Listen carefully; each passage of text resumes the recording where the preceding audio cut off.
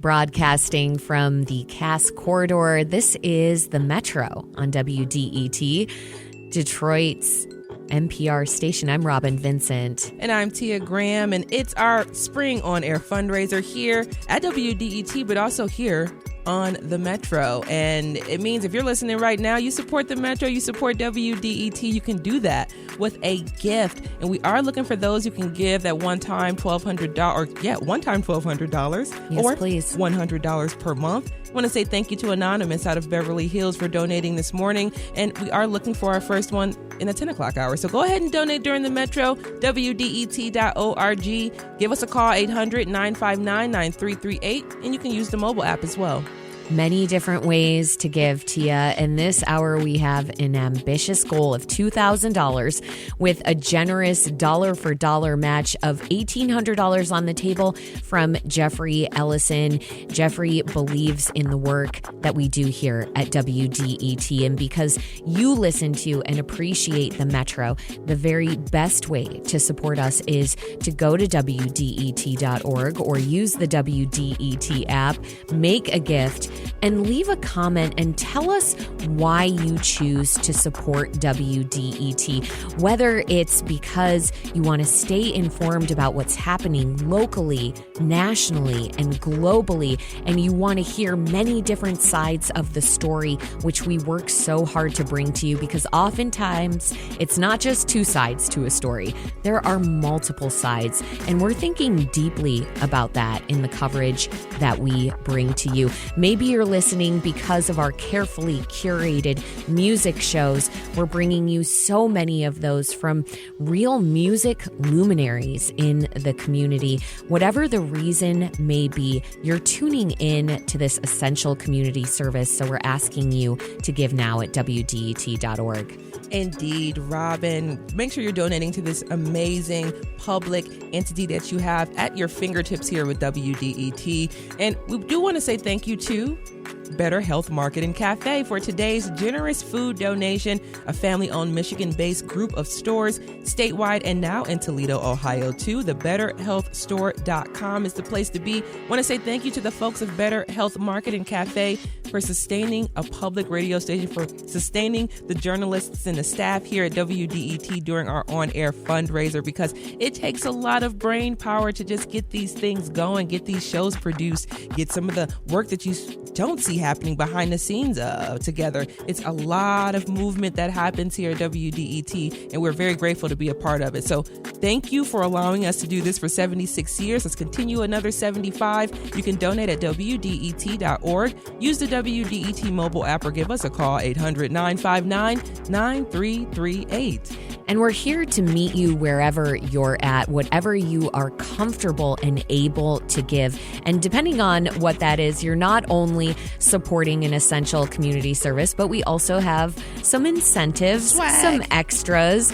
If you're a new member, you're going to get a reusable water bottle that has the Detroit skyline on it. It has the WDET logo on it. And you're drinking that when you're on the Riverwalk, when you're at the library, when you're driving in your car, and you're sending a message to people that you support WDET, that you want to see Detroit continue to thrive into the future.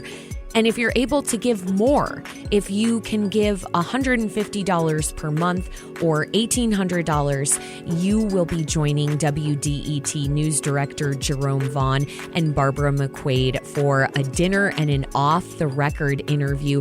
Barb McQuaid is the former U.S. Attorney for the Eastern District of Michigan. She's also a legal scholar at University of Michigan. We've had her on the Metro several times. Wow, does she know how to distill politics? She has such a vast breadth of knowledge and insider info, and her latest book is called Attack from Within: How Disinformation is Sabotaging America. She and Jerome Vaughn are going to sit down and go off the record, and you will join them with your sustaining gift of $150 a month or a one-time gift of $1,800. That is on May 19th at the Whitney, and seating is limited. So donate now and select this experience as your thank you gift. WDET.org. Indeed, indeed. And without you guys' support, we could not bring you conversations like the ones we're going to bring you today. We're highlighting some of the work that our members helped create by supporting WDET. A lot of those conversations we've recently had, but we are a news show and we do stay informed and up to date with what's happening. So let's talk about utilities. Gas and electricity just seem to be getting more and more expensive, don't they? Well, yes. I mean, I don't even want to admit to you what my gas bill is like right now. We talk about the fact that we're two single women who both have to pay over $150 sometimes for electricity. It's insane. Don't get me started. I know. And they could go up, Robin. And that's because of Trump's on again and off again tariffs. If you're trying to keep up with the latest in those tariff announcements, good luck. But that's why we're here. So here's the short of it. Last month, Trump announced 25% tariffs on Canada and Mexico. Then he raised tariffs on China. Then he excused tariffs on U.S. autos, plus some other Canadian and Mexican goods. But that's not the end of the story because our trading partners are still retaliating. China announced retaliatory tariffs on U.S. agriculture exports, and that will hurt farmers in Michigan. That's right, Tia, and we're still trying to grasp what that's going to look like. And Ontario Premier Doug Ford announced that the province will charge 25% more for its electricity, which 1.5 million Americans use, including here in Michigan. So we want to know, how much could gas and electricity prices increase as a result of the tariffs? To discuss that now, we have Dan Scrips here. He's the chair of the Michigan Public Service Commission, which regulates utilities, including gas and electricity. Chair Scrips, thanks for joining us on the Metro. It's great to be with you. Thanks for having me on. So you've tweeted that at the end of the day, President Trump's tariffs will increase energy costs to Michiganders. You've said it'll disrupt critical energy supply chains, make us less resilient to other potential disruptions, and invite retaliation from some of our strongest trading partners. Now, you also retweeted a Wall Street Journal article saying that this is the dumbest trade war in history. Why are tariffs such a bad idea for energy distribution in Michigan and America? Sure. Well, we are well interconnected, particularly with Canada. And there's been mutual benefit on both sides of the border from that interconnection, both in terms of the electricity, as well as natural gas and crude oil and petroleum and propane. So just a whole range of energy products where there are solid linkages between our two countries. And I think that has reflected the friendship, the fact that we're strong allies with one another, and that both sides of the border benefit from those types of arrangements.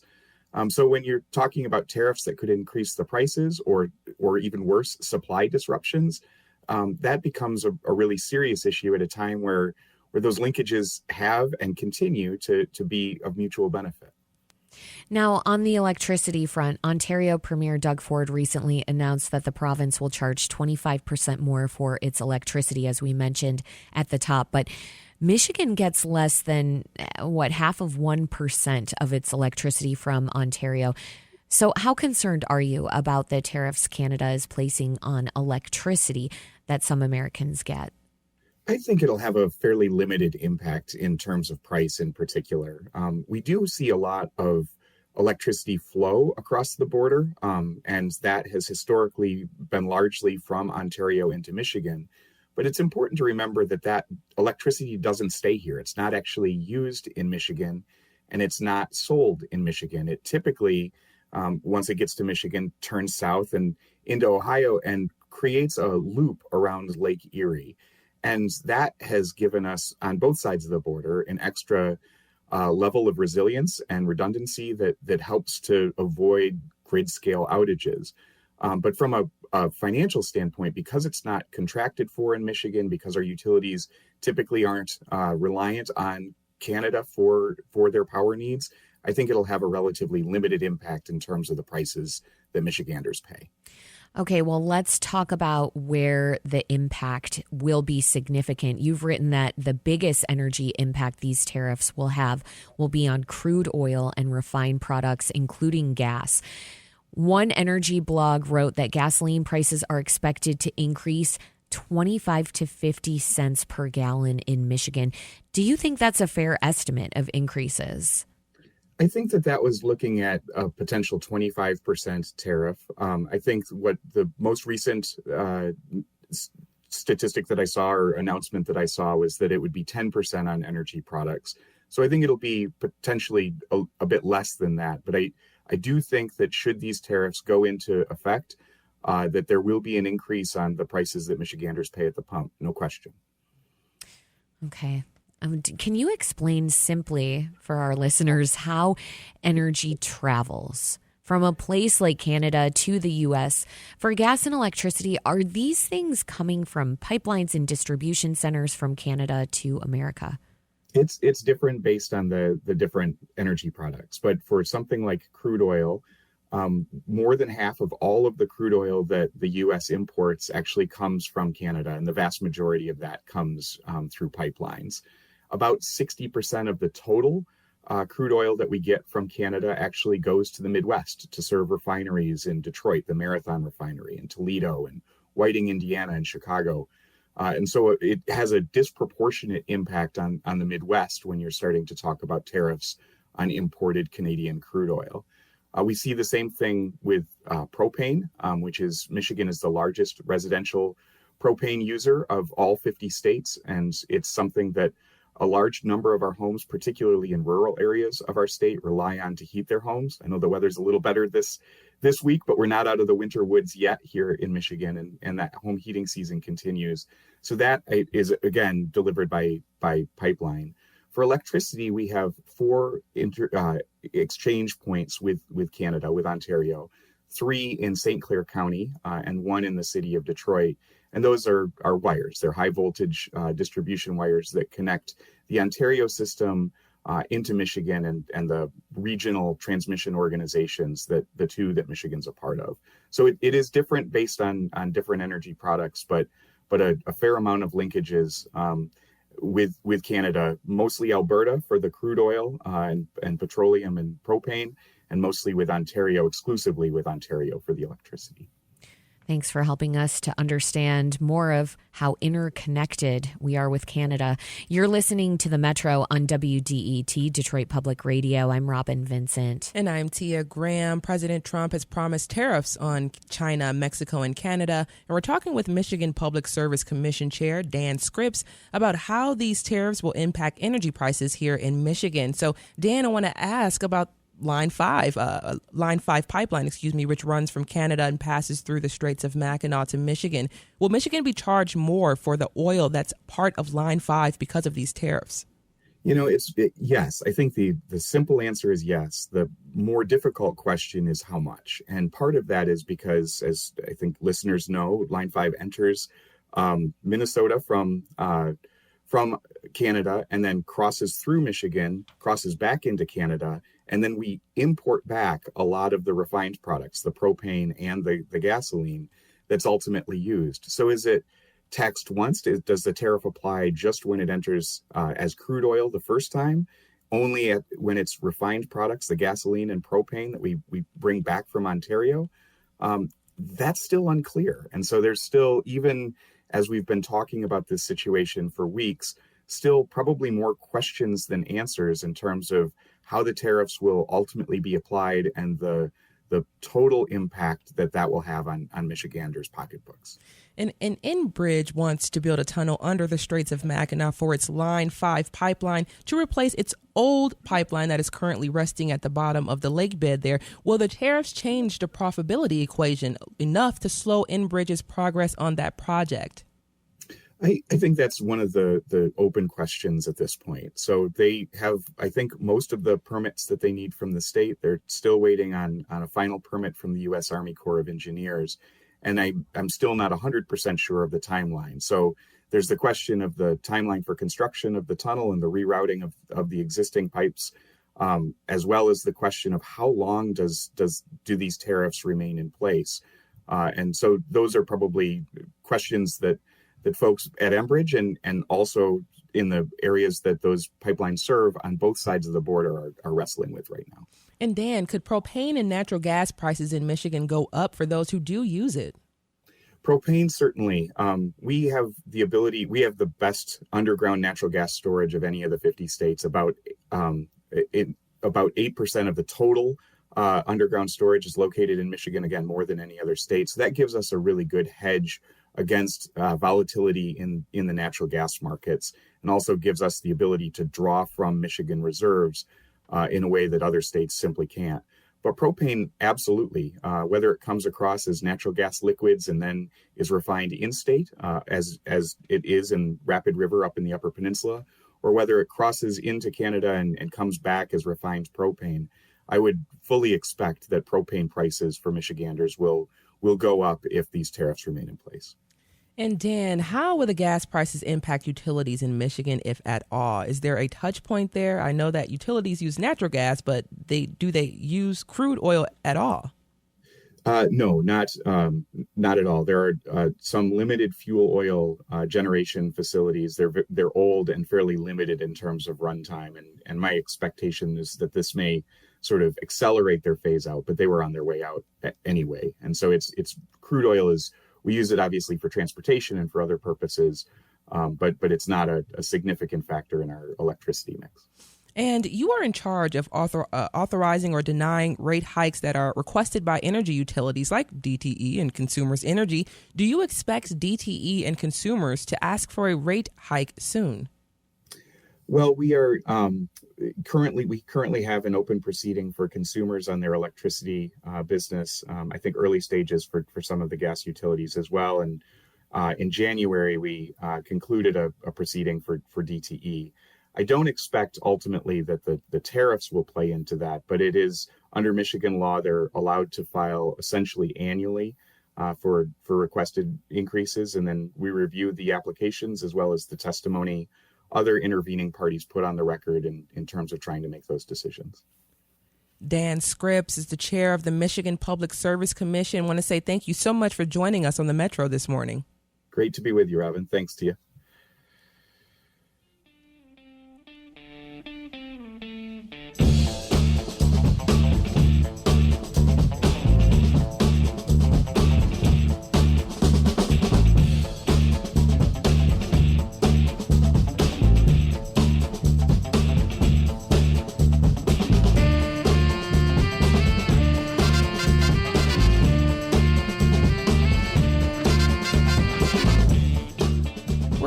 Able to bring you conversations like these thanks to your support, conversations that cut through the chaos and help us make sense of how big global issues are affecting us here in Metro Detroit. So please give now at WDET.org. And I don't know about you, Robin, but I just learned a lot about tariffs and how it's going to impact us in terms of our energy consumption, and that's huge.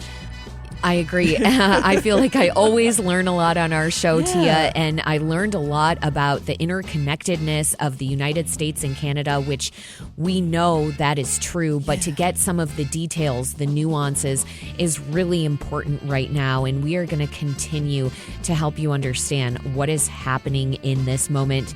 We have a goal of $2,000 this hour because we're fundraising to keep conversations like the one you just heard on the airwaves.